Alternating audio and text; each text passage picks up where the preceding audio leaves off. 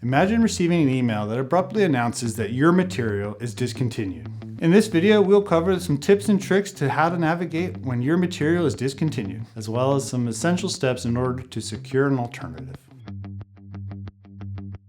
When you receive a letter that announces that your material is discontinued, you'll want to check if it's actually just a new name that's going to be sold under, or if it's going to be a new material and a formulation altogether. Sometimes manufacturers simply update the product's name and the branding, so verifying this can save time and heartache. An example of this is when 3M changed the chemical makeup of 6035 PC and renamed it 6035 PC Plus.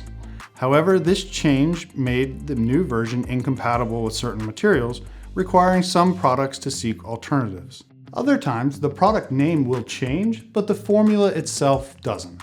This is simply a branding update for the material. Even if the change appears minor, it's very important to test the material in its actual function in order to make sure that it continues to work for your application.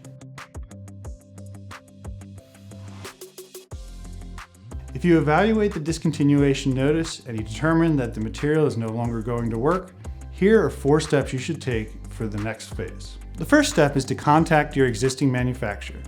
They'll be able to tell you how big of a change it is, and they'll also tell you if they have inventory that you could purchase right now in order to hold you over while you find a new material.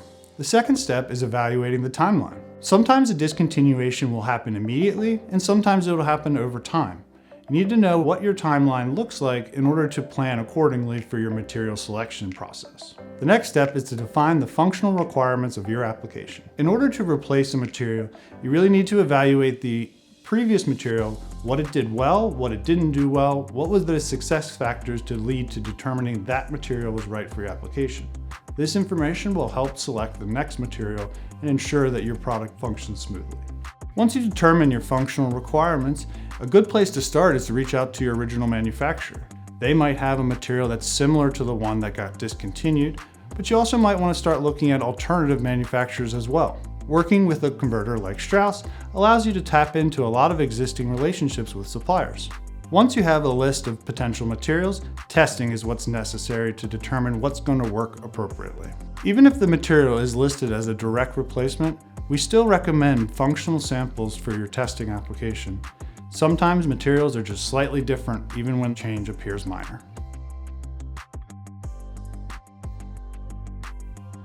The main roadblocks to sourcing a new material include pricing changes, different manufacturing sources, and potential shipping delays.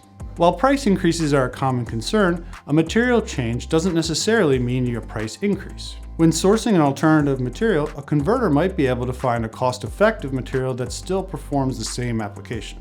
Some of the other major issues that arise are from the change in manufacturing location.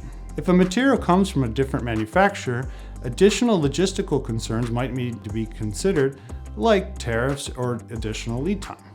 Navigating a material discontinuation can be complex, but with proper planning and testing, a suitable alternative can usually be found. Whether you're replacing a single material or multiple components, collaborating with experts can streamline the process. Partnering with a converter like Strouse can offer access to a lot of different materials, as well as the ability to test these materials in your functional design. To explore potential material options or request samples, feel free to reach out to us directly or check out our Learning Center. Thanks for watching.